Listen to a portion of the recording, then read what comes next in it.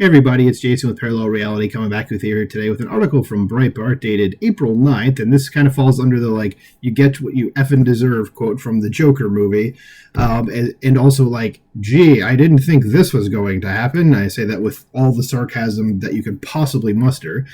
And it says, Police Scotland can't cope with flood of hate speech reports as 8,000 flood in during first week of draconian law. And for those of you that don't know, and I'm sure the article is going to mention this, on April 1st, Scotland put into a law, a hate speech law, and everybody was kind of saying, this isn't going to work the way you think it is, and it's to support, the far left people.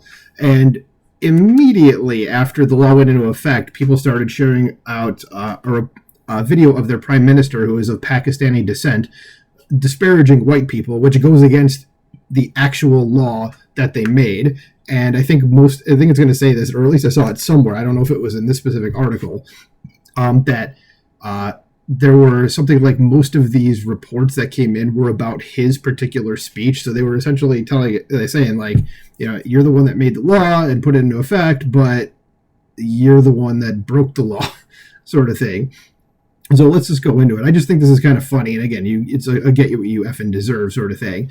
So it says, Police Scotland has been overwhelmed by a flood of reports under their recently implemented draconian speech restrictions, with approximately 8,000 reports in the first week alone, surpassing the total amount for hate crimes in general of any other year. Sorry, not cutting that out. So law enforcement in Scotland has claimed that it can't cope with the staggering number of reports flooding into police stations after the controversial Hate Crime and Public Order Scotland Act 2021 came into force last Monday, criminalizing the opaquely worded stirring up hatred towards protected groups such as the so-called LGBTQ community, among others. And I'm not going to read the whole acronym, it'll take me forever, so LGBTQ gets the point across. According to initial estimates, Police Scotland received around 8,000 complaints under the law in the first 7 days of its implementation, which, according to analysis by The Telegraph, would surpass the total number of crimes reported annually if the trends continue. Well, that's fun. Says the broadsheet also noted that the number of supposed hate speech violations reported to police in the first week surpassed the total number of hate crimes as a whole recorded in any full year in Scotland. Of course, because people are going to abuse this law, and the people that this law is aimed to supposedly be protecting are the people that are going to abuse it the most. Like if you do a misgendering, which is nothing, okay? I mean, people have been called different names or things throughout their entire life. I have too. People have mixed me up for other people, okay? It's just okay, you got it wrong. Let's move on with our lives, but people are going to take that and go, oh, well, this person misgendered me. And what you think the cop, the people that are the police anywhere, if this was the law, okay, were you really feeling like you need to go to someone's house and put them in cuffs because they called someone a different name? Really? And if you think that that's a legit thing that you should be doing, you might want to think about getting a different profession because you're probably an authoritarian tyrant. Okay? But yeah, let's keep going here. It says the chairman of the Scottish Police Federation, David Threadgold, warned that the manpower hours required to deal with such a large number of complaints will impact the police force's ability to deal with actual crimes, with the force already failing to solve a growing number of crimes like sexual assault, shoplifting, and car theft. Actual things that hurt people legitimately, for real, not my feelings got hurt sort of things. And gee, didn't see this coming. You mean if you're clogging up the police department with bullshit that they're not going to be able to solve actual problems? Didn't know that. Never would have thought about that before putting a law like this into effect. So Scotland has also been plagued by a drug epidemic, with the small nation having the highest drug-related deaths per capita in all of Europe, and that's unfortunate. But I mean, again, you're stopping them from dealing with actual things that are killing people because some people's feelings got hurt. Okay? It says Police Scotland have gone public and said that on every occasion reports of hate crime will be investigated, he said, explaining that creates a situation where we simply cannot cope at the moment. Officers have been brought back in to do overtime shifts, and the management of that is simply unsustainable. Yeah, I mean, I don't know how long officers are going to keep wanting to do overtime if what they're going to be doing is just somebody went, he hurt my feelings. Well, move on with your life. Get over it. Trust me, you can. This Threadgold went on to suggest that the law was being weaponized by the public in order to settle personal grudges against fellow citizens or to wage political feuds, while suggesting that the government encouraging the public to report instances of hate has clearly blown up in their face. Yeah, and I think he's 100% right about this. I mean, again, you had to see that this is the way it was going to go. Of course, people are going to do the whole personal grudge sort of thing. That person they called me a name the other day, or they insulted my dog, or something like that. Of course that's going to happen. Like, again, did you not see this coming? Like, Scotland, what's going on? Okay, I mean, I know, government tends to have stupid people in it, but Jesus H. Christ, could there not be people in there who are going to go like, hey, all this stuff that we said was going to happen, like, this is happening? Like, did you not, like, listen to us at all? And of course, as it says here, it's clearly blown up in their face, which is true. It says the bottom line is, should this demand remain, the police service will have to deal with it, but that will clearly impact on other areas of policing, he said. And let's keep going here. We'll skip over the embedded tweet of J.K. Rowling there. This article may go into it. I'd see her name below. It says the police have also already faced accusations of hypocrisy in the handling of hate speech reports. And I'll also say when hate speech comes up, I hate that term because it's not actually a thing. It just means things I don't like as opposed to like actual hateful things. But anyway, says on Sunday, the Daily Mail reported that a relative of the Scottish National Party or SNP government minister had avoided a criminal investigation under the law over a post on social media mashing up the Nazi swastika and the Jewish Star of David with the caption, Nazism equals Zionism. Okay, so we have like an actual dumbass here, because they're not the same things, and anybody that does it is just an anti-Semite as far as I'm concerned. And also figure out what Zionism is, because you clearly don't seem to have any idea.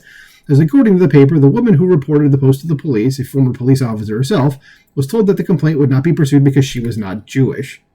Okay, but what he did was still offensive, and under your law, wouldn't that mean that they could still report it? That's what it seems to me, but all right. It says Police Scotland have also been accused of bias after they refused to log so-called non-hate crime incidents against Harry Potter author J.K. Rowling and Scottish First Minister Humza Yousaf, that's the guy I was referring to before, despite receiving numerous reports against the pair, while previously logging a non-hate crime incident against Tory MSP Murdo Fraser for comparing people claiming to be non-binary to people who identify as cats. I don't necessarily disagree with that statement. Could have been worded a little differently, but I mean, yeah, you're one way or the other. You have a mental health problem. Okay, if you think you're something you are provably not, you have a mental health problem. Simple as that. Doesn't matter what you're calling yourself. Okay, and yeah, if you look up the J.K. Rowling stuff, she basically dared Scotland to come and arrest her over the stuff she was saying, and they were like, yeah, we're not going to pursue it. And it's like, I mean, technically under their law, they should be arresting her, but they're not going to do it. So I guess what, if you have FU money, it's just like, okay, we're just not going to go after you? I mean, again, they're right. So this law is going to be applied completely unevenly. And continuing with the article, it says there's actually a fairly significant point because in relation to the First Minister, either the police are going to treat an opposition politician in Scotland like myself differently from the way they treat the SNP First Minister, which would be an absolute outrage, or the police in Scotland agree to say that Scotland's First Minister is responsible for a hate incident, Fraser said last week. That's it on the nose right there. Okay, like Scotland police, you're gonna go after the First Minister? You're gonna get him for the stuff that he did, or for what he said, or no? I mean, because you got to apply it equally, otherwise get rid of the law. It says, meanwhile, despite the onslaught of reports to appear during the first week, there is little support for the draconian speech codes, which come up to a penalty of up to 7 years in prison. So think about that. If you call somebody non-binary, like what that dude said that, like, well, you might as well think you're a cat, that dude could get up to 7 years in prison for saying that. Okay? I'm sure that's longer than a number of other actual crimes. Okay, like serious crimes. Like, that's just ridiculous. So it says a survey last week found that just 21% of the public supported the law, while 45% were in favor of abolishing the legislation. That number should be 100%. But there's always going to be the outlier, so maybe get it to like 80 or 90%. Then that seems like that what it should be. That should never happen. Says the lack of support and the chaos surrounding his hallmark legislation, which he personally spearheaded during his time as Nicola Sturgeon's Justice Minister, will serve a further blow for First Minister Humza Yousaf as the UK heads towards a general election, although the regional Scottish government isn't due to be up for a vote until 2026. According to an Ipsos poll released last week, 70% of Scots were in favor of removing Yousaf and his cabinet after years of division and decline. Furthermore, less than 30% of respondents were in agreement with calling the current government competent. That's nice. Compared to 46% who felt that Yousaf's government was incompetent. Good. That's actually what I meant to say you nice to. They're not competent, I would say, just based on this alone. It says, like in England, with the failing of the Tories, the SNP's decline in support looks to be a boon for the left-wing Labour Party, which is projected to take control over the parliaments in Westminster and Holyrood at the general election. Despite the hate speech law's unpopularity, the Scottish Labour Party has said that it would not seek to abolish the bill if put into power in Edinburgh. Well, you're idiots then, and that's the end of the article.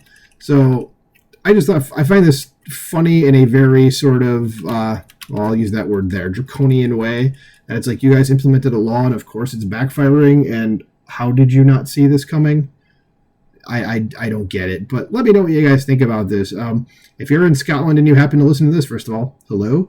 But let me know what you think about this. Like, do you support this law or not? Anybody that's not there, do you support a law like this or not? Do you support what's happening there? Let me know in the comments below. Like, share, subscribe, and I'll talk to you soon. Bye.